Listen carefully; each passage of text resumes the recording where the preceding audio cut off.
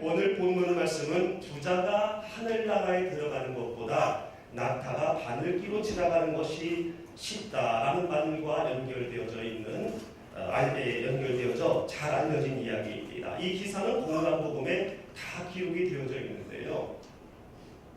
이를 보아서 이 사건이 제자들에게는 상당히 특별했던 모양이에요. 일반적인 일들은 사건은 금방 잃어버리잖아요. 그러나 특별하고 뭔가 도전이 되어지는 사건은 오래 기억이 남게 되어져 있지요. 그래서 세 명의 제자가 다 기록을 했습니다. 도대체 어떤 일들이 이 제자들의 관심과 또한 이 제자들의 마음에 남게 했을까? 예수께서 길을 나가실새 한 사람이 달려와서 꿇어 앉았더라. 예수님께서 공생애를 마감하기 위해서 예루살렘으로 올라가시는 중에 갑자기 어떤 사람이 예수님 앞에 달려나와서 그냥 꿇어 앉은 거예요. 근데 제자들은 그랬을 것 같아요. 딱 봐도 돋보이는 사람입니다. 딱 봐도 혼쭐나요. 근데 이 사람이 예수님의 가르침을 받다가 갑자기 예수님 앞에 달려나와서 무릎을 꿇는 거예요. 오늘 본문에서는 단순히 한 사람이라고 표현을 했지만은 마태복음에서는 이 사람을 부자여 청년이라고 표현하고 있습니다. 마태복음 19장 21절 전반절 말씀에 보니까 그 청년이 재물이 많았다. 정확한 나이는 알 수 없지만은 갓 30을 넘은 청년으로 재물이 많은 사람이다. 부자라고 소개를 하고 있습니다. 오늘날로 말하면 청년 벤처기업가라고 얘기할 수 있을까요? 하여튼 청년인데 돈이 많대요. 재물이 많대요. 다 그렇지는 않습니다만은 돈이 많은 사람들은 좀 우쭐대는 경향이 있지요. 좀 거드름을 피우는 경향이 있습니다. 특히 젊은 사람이 돈이 많으면 이런 모습은 더한 것 같아요. 제가 주차장에서 일을 할 때에 저녁이 되면은 외제 고급 세단을 타고 그 주차장을 찾는 젊은이들이 참 많았습니다. 제가 얼른 봐도 갓 20 넘은 아이들이에요. 근데 그들의 말투나 그들의 모습을 보게 되면은 정말 기세가 하늘을 찌를 듯합니다. 자기 아버지 뻘 아니 할아버지 뻘 되시는 분에게 반말은 뭐 기본이고요. 열쇠를 주는데도 그냥 주는 게 아니라 던집니다. 정말 한 대 투대로 패고 싶지만 저도 같은 위치이기 때문에 뭐라고 할 수가 없었는데 사실 현실적으로 돈이라는 것이 힘 아닙니까? 돈이 힘이잖아요, 현실적으로. 그리고 돈이 능력이잖아요. 그러다 보니 자연스럽게 우쭐대어지고요. 또 돈이 많은 사람을 선대합니다. 그 사람을 조심스럽게 대해요. 대접을 합니다. 그러다 보니 자연스럽게 내가 대단한 사람이라고 착각을 하게 되는 거죠. 물론 다 그렇지는 않지만 그러다 보니 사람을 쉽게 봅니다. 더 나아가서 하나님도 쉽게 보는 거예요. 십자가가 미련스럽게 보이는 겁니다. 주일날 문 닫고 교회 가는 게 바보같이 보이는 거예요. 금요일날 이 황금 시간, 일주일에 가장 기가 막힌 시간이 금요일 저녁 아닙니까? 이런 시간에 교회 가는 게 미련하게 보이는 거지요. 결국 한 푼도 못 가는 것이 우리의 인생인데 지난주 말씀드린 것처럼 교회가 가장 없는 곳이요. 담이 높은 동네라고 해요. 제가 대전에 있을 때는 방배동이라고 들었거든요. 방배동에 가면은 담이 높고 그 다음에 문에 교회가 안 붙어 있대요. 근데 제가 이렇게 방배동 근처에서 살게 될 줄은 미처 몰랐습니다. 근데 방배동이라고 다 방배동이 아니라고 보니까 이 길고 가다 보니까 강동구나 여기랑 거의 비슷한 데도 많더라고요. 하여튼 젊은 사람이 돈이 많으면요 기세가 등등하겠지요. 왜 안 그렇겠습니까? 이해는 됩니다. 그런데 오늘 이 본문에 나온 사람은 이 청년은 부자였지만은 그런 사람이 아닌 것으로 보여져요. 겸손하고 말씀으로 잘 양육된 사람. 그래서 제자들도 주목을 하고 있었는데 딱 봐도 뭔가 돋보이는 사람인데 이런 사람이 예수님 앞에 나와서 길가에서 무릎을 꿇으니 당연히 집중을 하게 된 거지요. 그러면서 도전이 된 겁니다. 와, 대단하다. 내가 저 정도 외모이고 저 정도 모습이라면 저렇게 못할 텐데, 와, 훌륭한데, 뭔가 저 사람 있겠네 라면서 주목했던 거지. 게다가 누가복음에서는 이 사람을 뭐라고 밝히고 있느냐? 누가복음 18장 18절 전반절에 보니까 관원이라고 소개를 하고 있습니다. 사내들은 회원인지 아니면 지방 관리인지는 모르겠지만은 지위와 권력이 있는 사람이에요. 갓 30 넘은 돈 많은 사람이 권력까지 갖고 있습니다. 높은 지위를 갖고 있는 사람이었어요. 역시 다 그런 것은 아니지만 권력 갖고 있는 사람들의 공통점은 체면을 중요시 여긴다는 거지요. 아무리 잘못을 해도 고개를 숙이지 않고요. 기억이 안 납니다. 잘 기억이 안 납니다. 그냥 모르쇠로 그냥 모든 것들을 우기는 거지요. 그리고 가르치려 하지 가르침을 받으려 하지 않으면서 내가 갑이라는 권의 의식으로 똘똘 뭉쳐 있는 게 일반적이지. 해서 권력을 갖고 있는 사람이 부럽기도 하지만은 또 가까이 하기는 조심스러워하는, 그리고 싫어하는 게 일반적이라는 거지. 그런데 역시 이 부자 청년인 관원은 그렇지 않은 것으로 보여집니다. 지금 예수님 주변에 모여있는 사람은 대체적으로 병든 사람이었어요. 가난한 사람이었어요. 힘든 사람이었어요. 그리고 무엇보다 당시 예수님은 유대인들의 적대시 되어져 있는 인물이기 때문에 고위 관리가 이 자리에 함께 있다는 것은 보통 일이 아닙니다. 그러므로 외적으로 봐도 관리니까 관리 옷을 입고 있지 않겠습니까? 외적으로 딱 봐도 뭔가 집중이 되는데, 주목이 되는데, 이런 사람이 예수님 앞에, 그것도 길가에서 벌써 무릎을 꿇으니 얼마나 도전이 됐겠습니까? 얼마나 충격이 됐겠어요?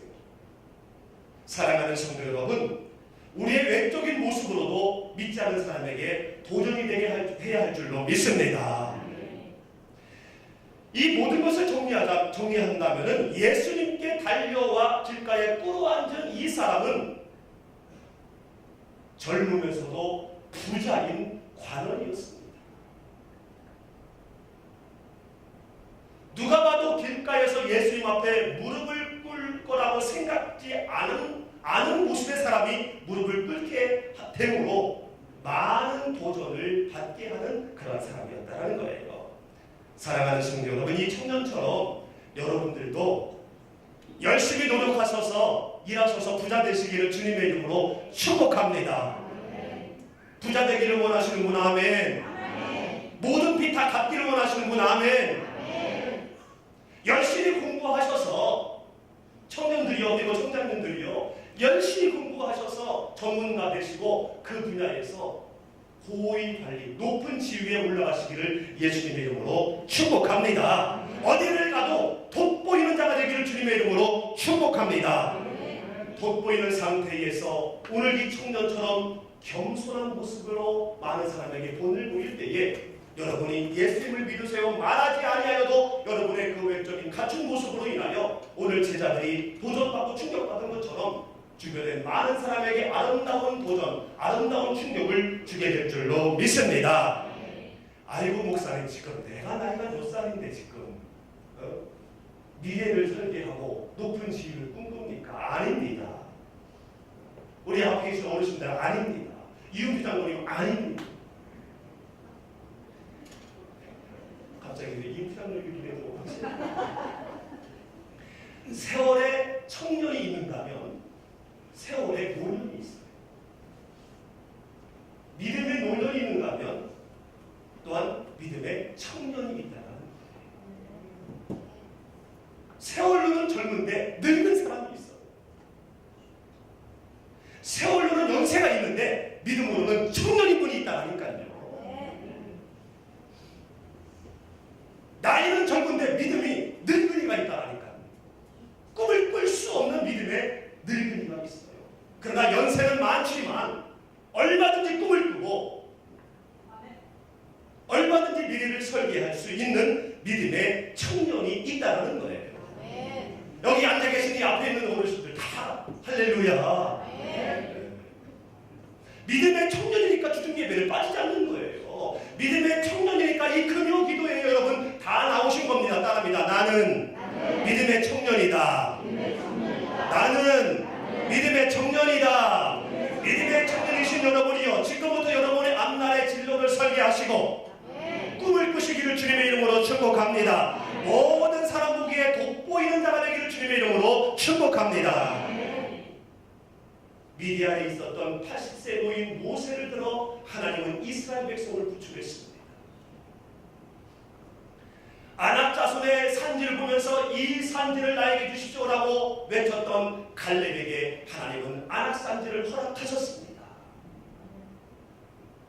세월의 연세는 많았지만 이 모세와 이 갈렙은 믿음의 청년이었기 때문에 꿈을 꾸었고, 그리고 산지를 정복하며 하나님의 백성을 인도하는 역사적인 지도자가 되었다라는 거예요.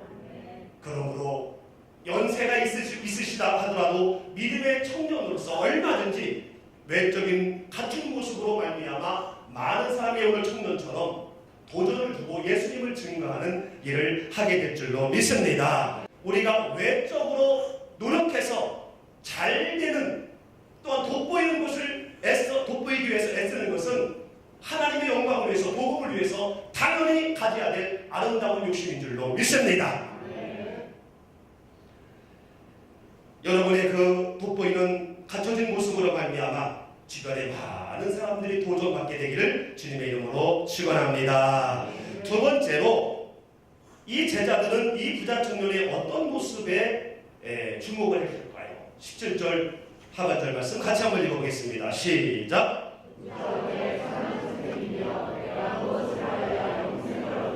아멘. 내가 무엇을 하여야 영생을 얻으니까? 영생에 대해서 질문을 하고 있습니다. 천국에 대해서 질문을 하고 있는 거예요. 이 질문은 궁극적인 질문입니다. 왜냐하면 예수님의 이 땅에 오신 궁극적인 이유가 무엇입니까? 예수님이 이 땅에 오신 궁극적인 이유가 무엇입니까? 우리 교회는 친절하기 때문에 답을 화면에다 띄우고 질문을 합니다. 예수님이 이 땅에 오신 궁극적인 이유가 무엇입니까? 영생을 얻게 하려고 이 땅에 오신 거예요. 여러분, 신앙생활 왜 하십니까? 이렇게 왜 금요일날 저녁에 나오셔서 예배드리고 말씀 듣고 좀 이따 기도하고 왜 그러십니까? 할렐루야. 더 이상 설교 끝. 정답을 얘기했으니 맞습니다. 신앙생활하는 이유를 물어보면은요, 죄 안 지으려고 신앙생활합니다. 틀린 대답 아니지요. 선한 생활을 하려고 신앙생활합니다. 틀리는 말 아니고요. 양심 지키려고 신앙생활합니다. 틀린 말 아니고요. 내 자손을 위해서 내 인생이 행복해지기를 기대하는 마음으로 신앙생활합니다. 틀린 말 아닙니다. 그러나 정답은 아닙니다. 틀린 말은 아니지만 정답은 아닙니다. 왜요? 천국 시민이 되지 않으면, 영생을 얻지 않으면 다 소용이 없기 때문에 그렇다는 거예요. 그 나라의 시민이 되어야 이 땅에 있는 모든 것들도 의미가 있어지기 때문이라는 겁니다. 그러므로 관원부자 청년의 영생에 대한 질문은 제자들의 입장에서도 대단히 특별했던 거예요. 주목할 만한 일이었다는 겁니다. 어떻게 보면 제자들이 3년 이상 예수님을 따라다니면서 마지막 예루살렘에 입성하고 있는 그러한 시점이지만, 제자들이 예수님의 가르침 가운데 가장 듣기 싫은 말이 죽는다라는 언어였어요. 그리고 부활이라는 언어였고요, 영생이라는 언어였어요. 아니, 죽는다라는 표현이 가장 싫었기 때문에 그 다음에는 부활과 영생은 귀에 들어오지도 않았지요. 그래서 예수님과 동행을 하고 있지만은 이 부자 청년이 예수님에게 영생에 대한 질문을 하고 있는데, 질문하고 있는 영생에 대해서 제자들도 긴가민가한 상태였습니다. 가장 궁극적인 것에 대해서도 확실히 없었다라는 거예요. 이 영생에 대한 확신이 없었다라는 것이 어디에서 드러납니까? 예수님이 잡히셨을 때에 다 도망가잖아요.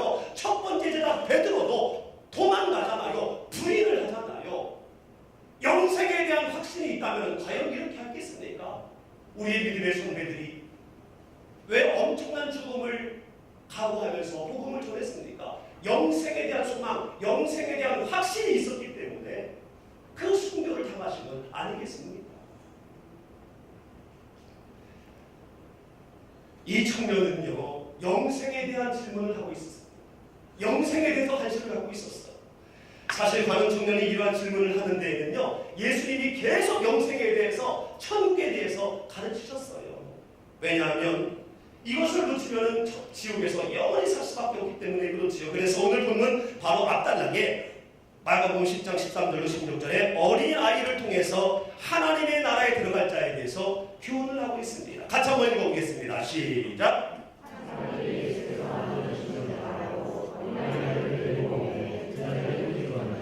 예수께서 오시고 돌아가시되 어린아이를 데리고 오는 것을 용납하고 그만이 말라. 하나님의 나라가 이런 자의 것입니다.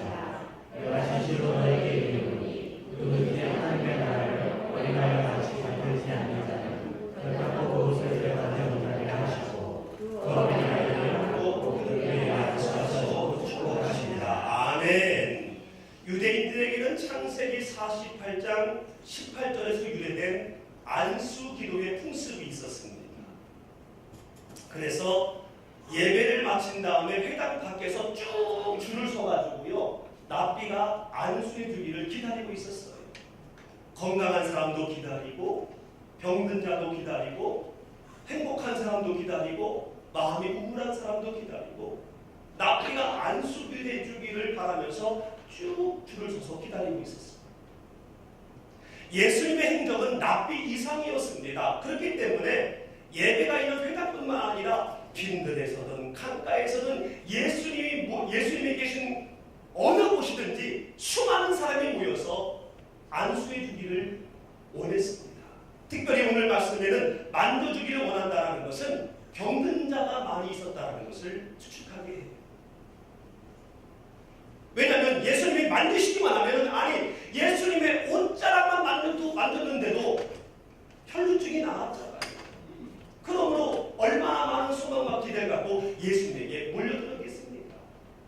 한때는 너무 예수님의 말씀은 듣지 않고 병고침 받는데 귀신에 들린 것, 이 나음을 받는데 관심을 가져서 한 번은 예수님이 배를 뒤로 띄우기 위해서 배에 올라가서 설교한 적도 있으셨어요. 그리고 난 다음에 이제 153마리의 고기를 낚는 그런 놀라운 역사를 일으켰습니다만, 하여튼 엄청 많은 사람이 지금 예수님 주변에 몰려있는 겁니다. 이때에 병이 드는 자녀인지 누군지 모르겠지만 부모님이 어린아이를 데리고 온 거예요. 어린아이들은 시끄럽잖아요. 예수님이 설교하실 때 막 잘 안 들리게 할 수 있잖아요. 막 뛰어다니잖아요. 제자들 눈에 입이 거슬렸을지도 몰라요. 부자 청년이 돋보였듯이 돋보인 반면에 어린아이들은 왠지 모르게 거슬렸을지 몰라요. 데리고 왔는데 이 제자들이 꾸짖었습니다. 이 꾸짖은 데는 두 가지의 이유가 있지요. 당시에 어린아이를 경시 여기는 풍습이 있었고, 그리고 예수님이 이 땅에 오신 궁극적인 이유를 아직 제자들은 몰랐어요. 영생을 위해 예수님이 이 땅에 오셨다는 것을 제자들이 몰랐기 때문에 방금 전에 천국에 대해서 설교하셨음에도 불구하고, 그리고 이 다음에 무엇을 해야 될지 감을 잡아야 됨에도 불구하고 몰랐어요. 그래서 꾸짖었던 거예요. 조용히 해! 누가 데리고 왔어? 이거를 보고 예수님이 어찌 하셨습니까? 잘했다. 아이고 지금 설교하기 힘들었는데 잘했어. 참 눈치 빠르네 대부분이야. 아이고 역시 너요. 이렇게 하신 게 아니라 어떻게 하셨어요? 어떻게 하셨습니까? 노하셨어요. 화가 나셨어요. 그러면서 말씀하시기를 어린아이들이 내게 오는 것을 용납하고 금하지 말아라. 하나님의 나라가 이런 자의 것입니다. 하나님의 나라에 이런 자도 들어간다. 용납하고 금하지 말라라는 것은 누구든지 구원을 받아야 된다라는 거예요. 영생에는 예외가 없다라는 거예요. 예수님은 모든 사람의 영생을 위해서 이 땅에 오셨다라는 거예요. 예수님은 저와 여러분뿐만 아니라 여러분 마음에 불편한 사람, 용서할 수 없는 그 사람의 영생을 위해서도 이 땅에 오신 줄로 믿습니다. 그러므로 여러분의 모습을 통해서 그들에게 영생이 소개되게, 우리는 힘쓰고 애써야 할 줄로 믿습니다. 이 어린아이와 같이 하나님의 나라를 받들지 않으면 결단코 그곳에 들어가지 못하느니라 말하면서 하나하나 안수하시고 축복을 하셨습니다. 천국에 대한 예수님의 가르침에 이 관원인 부자 청년은 영생에 대해서 더 적극적이었습니다. 사는데 불편함이 없었지만 죽음 후가 궁금했던 거예요. 죽음 후에 관심이 생겼던 겁니다. 그래서 체면이고 뭐고 좀 더 적극적으로 알기 위해서 그리고 확인할 것도 있어서 무릎을 꿇었고, 무릎을 꿇었다는 것은 예수님의 가까이 갔다는 거지요. 가까이 그냥 접근을 한 겁니다. 그런데요, 여기에 반전이 있습니다. 제자들은 두 가지 특별한 걸 봤어요. 그의 훌륭한 외적인 모습에 겸손한 태도에 도전을 받았고요. 자기들도 긴가민가한 예수님의 수많은 기적과 이적을 목격한 자기들도 영생에 대해서 아리까리한데 영생에 대해 질문한 그 모습이 특별했습니다. 근데 세 번째로는 예수님이 보신 특별감이에요. 예수님만이 볼 수 있는 특별감인데 그것은 바로 뭐냐? 이 관원 부자 청년의 내면 속에 있는 잘못된 특별감을 발견했습니다. 무엇이냐면 이 청년은 영생에 대해서 궁금했지만 영생의 방법에 대해서 잘못 알고 있었어요. 영생의 방법에 대한 자신만의 정답을 갖고 왔다라는 겁니다, 여러분. 다시 말해서 선한 일, 곧 율법으로 계명을 잘 지키면 영생을 얻을 수 있겠다라는 자신만의 정답을 갖고 예수님 앞에 무릎을 꿇었다는 거예요. 제자들은 알 수 없었지만 전지하신 예수님은 알 수가 있었던 겁니다. 17절 하반절 말씀에 선한 선생님이여 내가 무엇을 하여야 영생을 얻으리까? 예수님을 선한 선생님이라고 부르고 있습니다. 사람은 자기 기준으로 상대를 부르게 되어져 있어요. 이것은 예수님은 선하십니다라는 예수님에게 대한 존경함을 표하는 것 같기도 하지만은 그러나 이것은 자기를 드러내고자 하는 속내가 있다는 거예요. 나는 선한 삶을 살아왔습니다. 율법을 나는 다 지켜왔습니다라는 것을 자랑하고자 하는 마음이 숨겨져 있었다는 거예요. 이것을 주님은 보신 겁니다. 이 청년의 속내를 마태복음은 더 구체적으로 표현하고 있습니다. 마태복음 19장 16절 시작. 아멘. 선생님이여, 여기서는 선을 뺐어요. 선생님이여 내가 무슨 선한 일을 하여야. 내가 선한 일 엄청 많이 했거든요.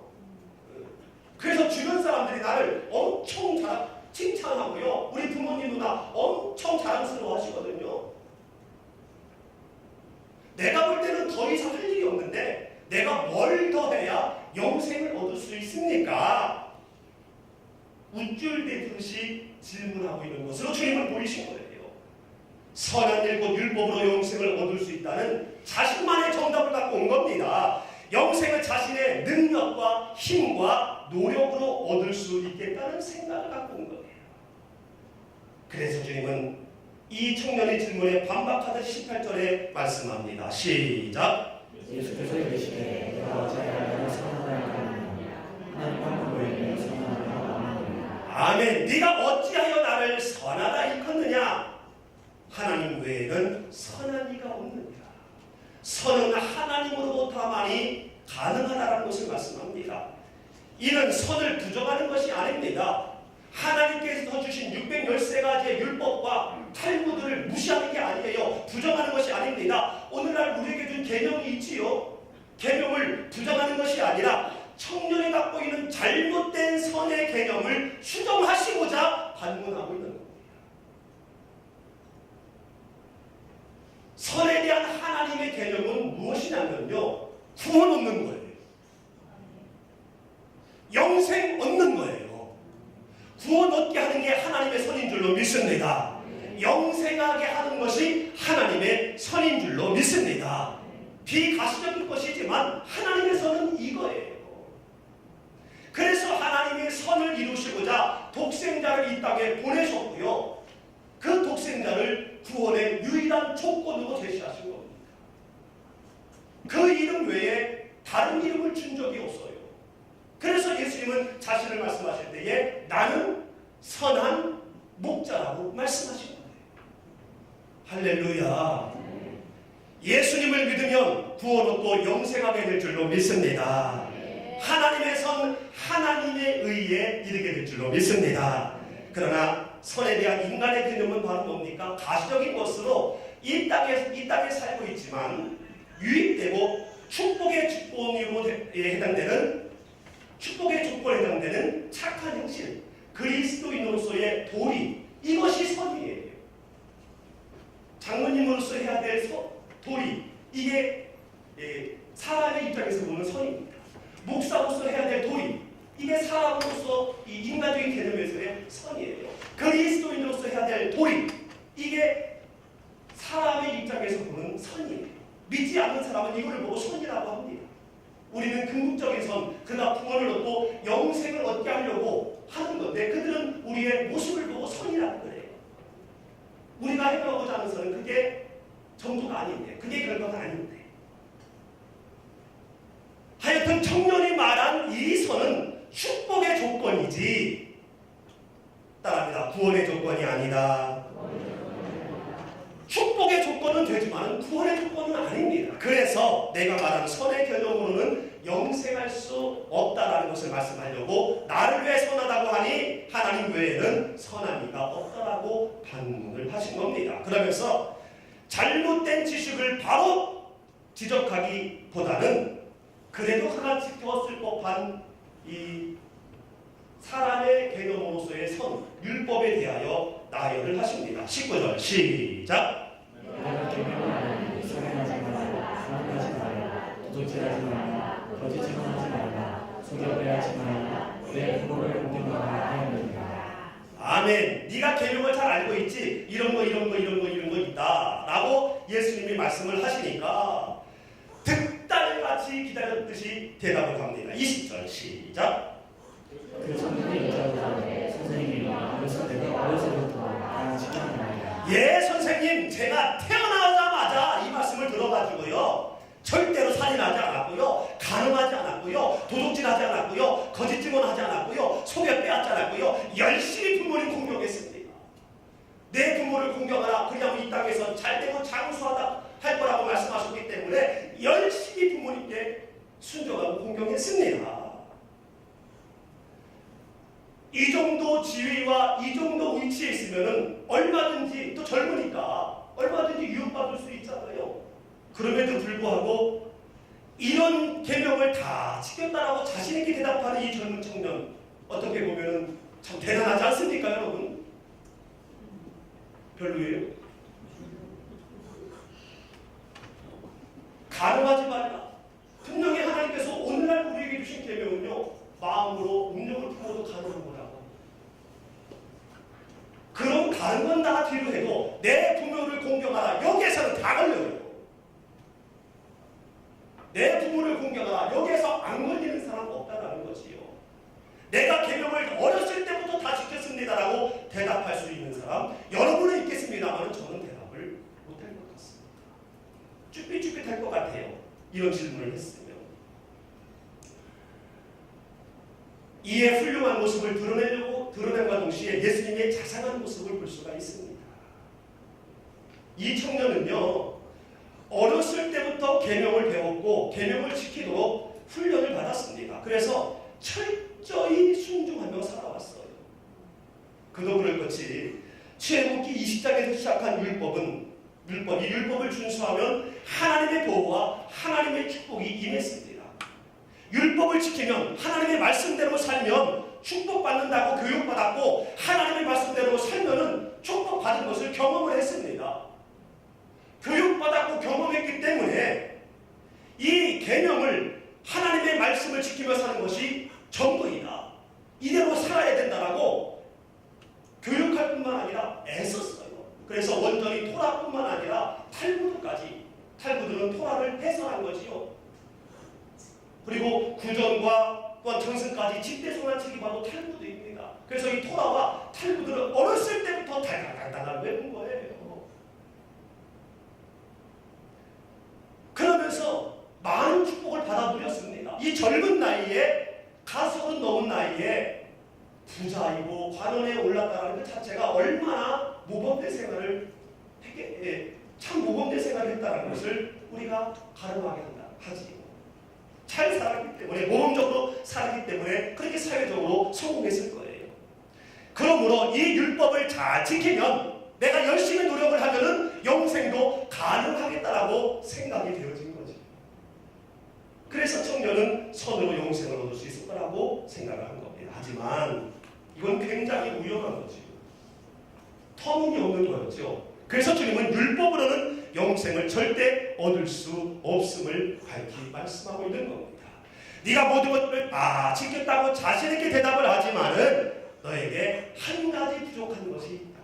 사실은 한 가지가 아니라 네가 대답한 것 외에는 다 못 지켰다라는 말씀이신데, 그 중에 또 이 자상한 마음으로 네가 못 지킨 한 가지가 있는데, 그게 바로 뭐냐? 21절 하반절 말씀부터 시작. 네가 한 가지 부족한 것이 있으니 너에게 이것을 다 팔아 가난한 자들에게 주라. 그러면 하늘에서 보아가 너에게 있으리라. 그리고 와서 나를 따르라 하시니 그 사람은 재물이 많음으로 이 말씀으로 인하여 슬픈 이색을 띠고 근심하며 다니라. 아멘.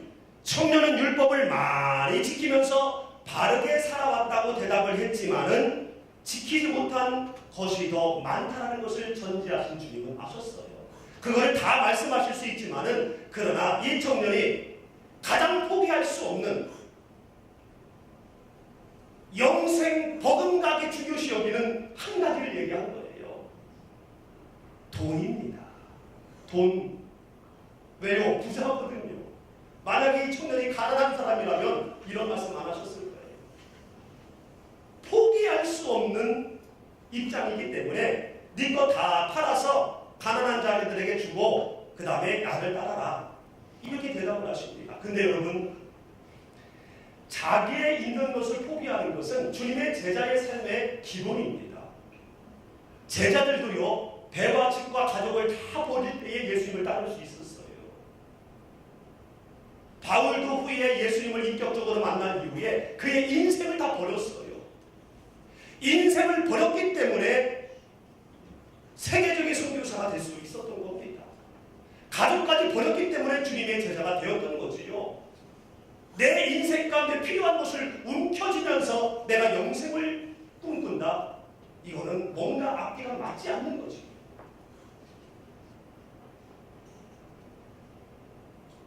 스스로는 제대로 지켰다라고 자신있게 대답했지만은 제대로 못 지킨 겁니다. 상대적으로 다른 사람보다 좀 더 나았기 때문에 내가 지켰다라고 스스로 착각한 것이죠. 이게 사람입니다. 물론 율법이라는 것은, 계명이라는 것은 하나님의 주권을 인정하고 내 죄가 드러나게 하는 데는 굉장히 유익합니다. 그러나 영생의 조건은 되지 못해요.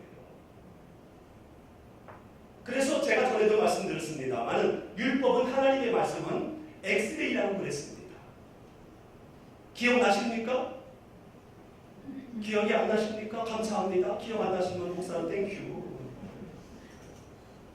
여러분, 어디가 아프면은 병원에 가서 뭐 찍지요? 엑스레이 찍으면 어디가 아픈지, 어디가 부러졌는지 딱 나오잖아요. 딱 나오면은 딱 나온과 동시에 치료가 됩니까? 그냥 나오는 것 뿐이에요. 드러나는 것 뿐이에요. 치료는 약물로 수술로 치료를 할 수밖에 해야 되는 거지요. 율법이라는 것은 우리가 지키는 그리스도인으로서의 도리, 이거는 율법과 이 엑스레이에 불과해요. 내가 그리스도인으로서 바로 살아야지. 하나님의 자녀로서 바로 살아야지. 내 자신의 모습을 재점검하고 내 죄를 드러나게 하는 기능을 하지요. 그러나 영생의 조건은 아니라는 겁니다. 영생은 예수 그리스도를 믿음으로만 가능한 줄로 믿습니다. 만약에 율법이 구원의 조건으로 제시되었다면 이 땅에 구원을 얻을 사람은 한 명도 없는 거예요. 한 명도 없는 거예요. 왜냐하면 이 땅에 있는 모든 사람은 이 율법을 지킬 수 있는, 이 하나님의 말씀을 온전히 지킬 수 있는 사람이 아무도 없습니다. 지킬 수 있는 능력이 없어요. 우리에게 주어진 하나님의 대표적인 계명이 무엇입니까? 마태복음 19장 19절, 신명기 18장 19절을 인용해서 말씀하셨죠. 내 부모를 공경하라.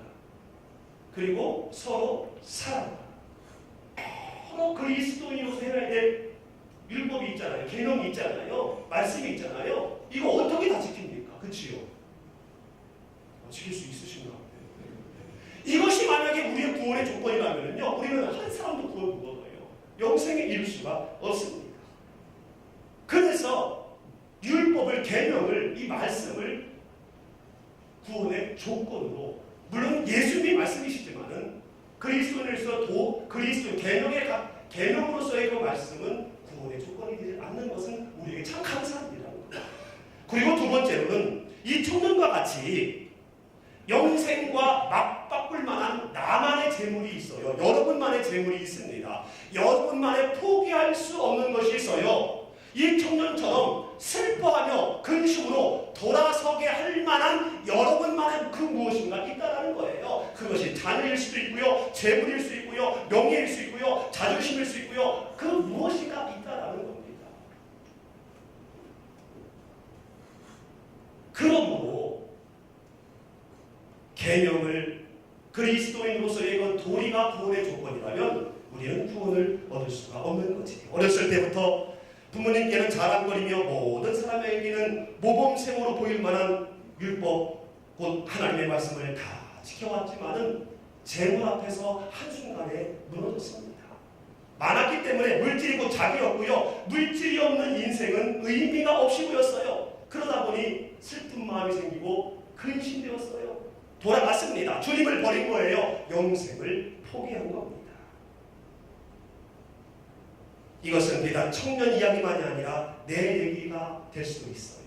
나만의 재물이 무엇인지 오늘 저녁에 한번 돌아보시기를 예수님의 이름으로 축복합니다. 그래서 하나님은 율법 곧 계명을 구원의 조건으로 두지 아니하시고 다만 축복의 조건으로 주시면서 구원 곧 영생은 율법의 완성자 예수 그리스도를 율법의 구원의 조건으로 허락하신 줄로 믿습니다. 나를 위해 이 땅에 오셨고 죽으셨으나 부활 승천하셔서 다시 오실 예수님을 믿기만 하면 우리에게 영생이 임하게 될 줄로 믿습니다. 요한복음 3장 10절 말씀을 같이 한번 읽고 마칩니다. 시작. 하나님이 세상을 처음 사랑하사 독생자를 주셨으니 이는 그를 믿는 자마다 멸망하지 않고 영생을 얻게 하려 하십니다. 다시 한번요. 암송하는 마음으로 시작. 하나님이 세상을 이처럼 사랑하사 독생자를 주셨으니 이는 그를 믿는 자마다 멸망치 않고 영생을 얻게 하려 하십니다. 다시 한번요. 시작. 하나님이 세상을 이처럼 사랑하사 독생자를 주셨으니 이는 그를 믿는 자마다 멸망치 않고 영생을 얻게 하려 하십니다. 아멘. 하나님이 세상은 속에는 나도 들어가 있습니다. 이처럼 사랑하사 영원히 죽을 수밖에 없었지만은 그러나 그럼에도 불구하고 천국에서 영원히 살도록 독생자를 주셨어요. 그분을 믿기만 하면 유일한 구원의 조건인 그분을 믿기만 하면은 이 땅에서 멸망당하지 않고 영생을 얻게 하시겠다라는 이 하나님의 말씀을 믿으시기를 예수님의 이름으로 축원합니다. 말씀의 근원을 맺으려고 합니다. 사랑하는 성도 여러분, 예수님이 드러나도록 하나님이 영광이 되도록 이 땅에서 잘 되시기를 예수님의 이름으로 축복합니다. 생육하고 번성하여 땅에 충만하라 다스리라 축복하셨으니 성공하시기를 주님의 이름으로 축복합니다. 부자 되시기를 주님의 이름으로 축복합니다. 모든 빚 다 갚아지기를 주님의 이름으로 축복합니다. 유명해지기를 주님의 이름으로 축복합니다. 돋보이는 상태에서 여러분이 겸손한 모습으로 믿지 않는 자에게 나타날 때에 그 여러분의 외적인 모습을 통해 예수님이 드러나게 될 줄로 믿습니다. 예수님의 모습이 더 분명하게 드러나도록 여러분 잘 되시고 유명해지시고 부자 되기를 예수님의 이름으로 축복합니다. 그러나 이 땅은 사단이 왕노릇한 곳이기 때문에 만만치가 않습니다. 그러므로 영생을 바라봐야 합니다. 이 땅에 살고 있지만은 영생을 바라봐야 돼요. 영생은 내 힘과 노력으로 되는 것이 아니라 예수님을 믿기만 하면은 나에게 영생이 임한다는 그 믿음을 가질 때에 청년이 포기하지 못했던 재물이 내 앞을 가로막는다 할지라도 그 재물마저 우리는 포기하고 주님의 제자로서 주님의 증인으로서 이 땅에서 하나님의 백성으로 살아가는 주님의 군사가 될 줄로 믿습니다.